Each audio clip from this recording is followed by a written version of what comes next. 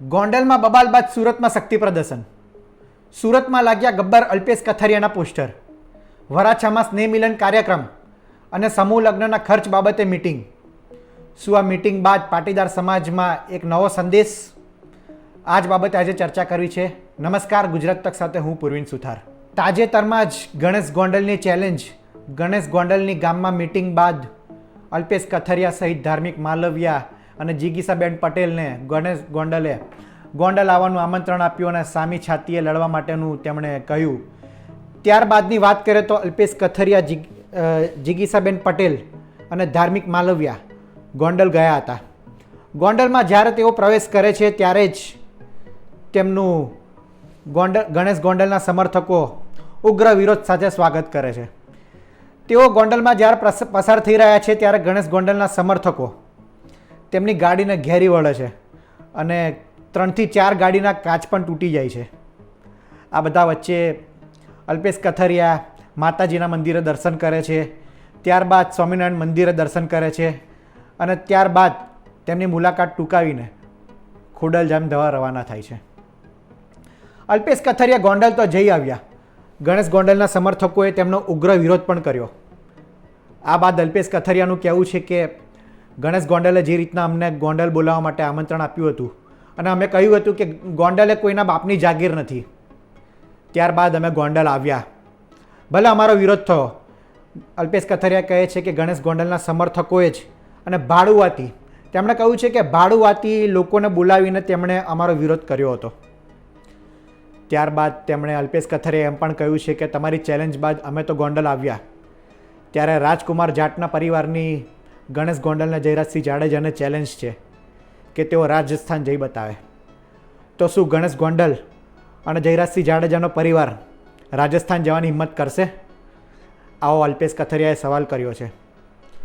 ત્યારે આ બધા વચ્ચે હવે પાટીદાર સમાજની અને કથિરિયા પરિવાર દ્વારા અલ્પેશ કથરિયાનો સ્નેહ મિલન કાર્યક્રમ આજે રાખવામાં આવ્યો છે. બુધવારે એટલે કે આજે રાત્રે 9 વાગે વરાછામાં, સુરતના વરાછા વિસ્તારમાં એક પાર્ટી પ્લોટમાં કથિરિયા પરિવારનો આ કાર્યક્રમ રાખવામાં આવ્યો છે. આ કાર્યક્રમનું જે બેનર છે તેમાં એક વાક્ય સમજવા લાયક છે. તેમાં લખ્યું છે કે ગોંડલમાં જઈને સામી છાતીએ લડનાર ગબ્બર અલ્પેશ કથરિયાનો સન્માન કાર્યક્રમ. સતત ચર્ચામાં રહેતા અલ્પેશ કથરિયા છે કોણ તે આપને સવાલ થતો હશે. અલ્પેશ કથરિયાની વાત કરીએ તો મૂળ તેઓ સૌરાષ્ટ્રના વતની છે.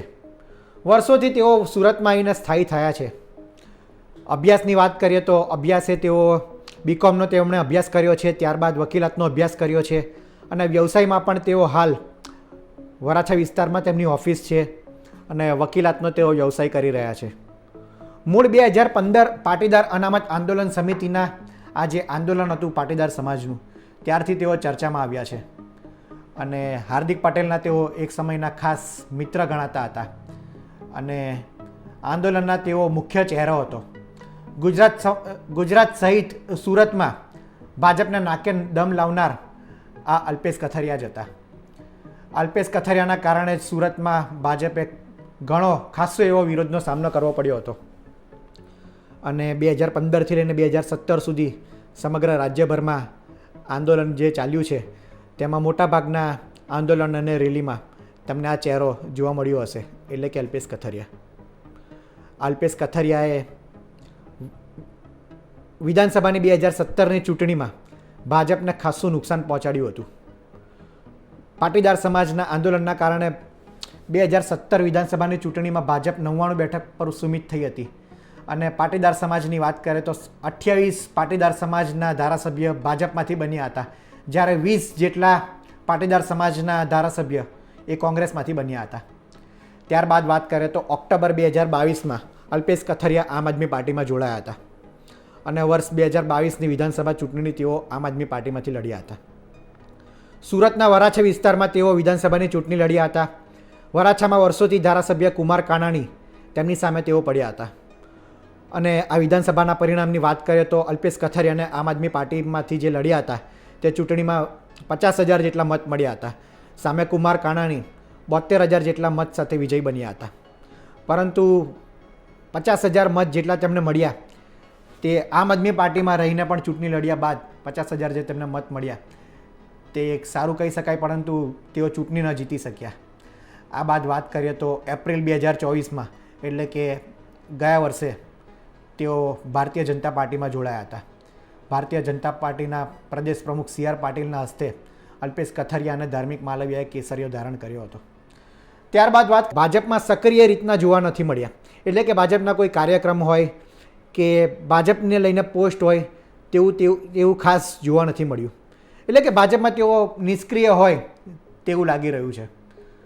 અને આ બાદ રાજદ્રોહથી લઈને 22 જેટલા કેસ તેમની સામે નોંધાયેલા છે. આ કેસમાં કેટલાક કેસમાં તેમને રાહત પણ મળી છે. ત્યારે હવે અલ્પેશ કથરિયા ફરી એક વખત ચર્ચામાં આવ્યા છે અને મુદ્દો છે ગોંડલ.